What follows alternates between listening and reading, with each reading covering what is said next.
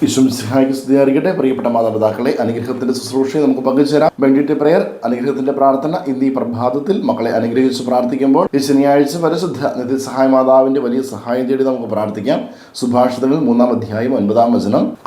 കർത്താവിനെ നിന്റെ സമ്പത്ത് കൊണ്ടും നിന്റെ എല്ലാ ഉൽപ്പന്നങ്ങളുടെയും ആദ്യ ഫലം കൊണ്ടും ബഹുമാനിക്കുക. പ്രിയപ്പെട്ട മാതാപിതാക്കളെ, മക്കളുടെ ജീവിതത്തിൽ ദൈവത്തിന് ഒന്നാം സ്ഥാനം കൊടുക്കുവാൻ എപ്പോഴും ഓരോ അനുഗ്രഹം ഉണ്ടാകുമ്പോൾ, ഇന്ന് പരീക്ഷ വിജയം ഇല്ലെങ്കിൽ ഓരോ അനുഗ്രഹം കിട്ടുമ്പോൾ മാതാപിതാക്കൾ ദൈവത്തെ മഹത്വപ്പെടുത്തുമ്പോൾ പല മക്കളും അതൊക്കെ സ്വന്തം കഴിവിലേക്ക് ചേർത്ത് വയ്ക്കുകയും സ്വന്തം കഴിവുകൊണ്ടാണ് ദൈവത്തോടോ പ്രാർത്ഥനയോടോ ഒരു നന്ദി പ്രകാശിപ്പിക്കുവാൻ സമയം കിട്ടാതെ, ദൈവം നൽകുന്ന അനുഗ്രഹങ്ങൾക്ക് നന്ദി പങ്കിടുവാൻ, നന്ദി പറയുവാൻ സമയം കിട്ടാതെ പലപ്പോഴും ദൈവത്തിൽ നടന്നു പോകാറുണ്ട്.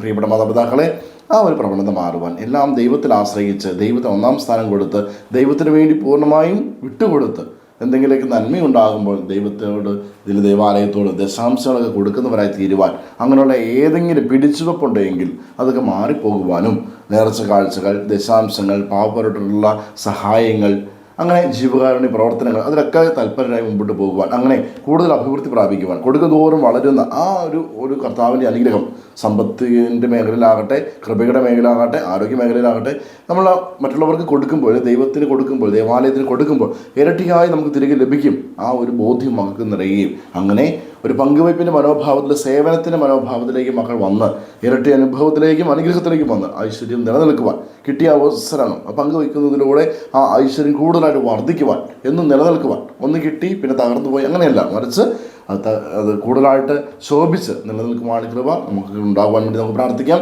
സുഭാഷിതങ്ങൾ 3-ാം അധ്യായം 9-ാം വചനത്തിൻ്റെ അഭിഷേകം മക്കളുടെ ജീവിതത്തിൽ നിറയുകയും പങ്കുവയ്പ്പിലൂടെ അവർ ദൈവത്തെ മഹത്വപ്പെടുത്തി, കാഴ്ചകളിലോ വഴി ദൈവത്തെ ബഹുമാനിക്കുന്നത് വഴി കൂടുതലായി ദൈവത്തെ മഹത്വപ്പെടുത്തി ഇരട്ടി കൃപയിലേക്ക് മക്കൾ വരട്ടെ. അങ്ങനെ ജീവിതം അനുഗ്രഹമായി നിലനിൽപ്പിൻ്റെ കൃപയിൽ മുമ്പോട്ട് പോകട്ടെ. ആമേൻ.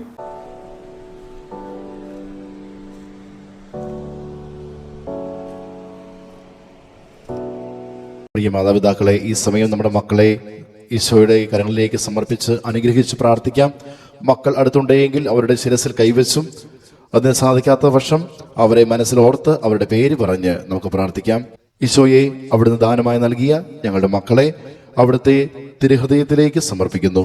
പിതാവിൻ്റെയും പുത്രൻ്റെയും പരിശുദ്ധാത്മാവിൻ്റെയും നാമത്തിൽ അപ്പനായ അമ്മയായ ഞാൻ എൻ്റെ മകനെ, എൻ്റെ മകളെ അനുഗ്രഹിക്കുന്നു.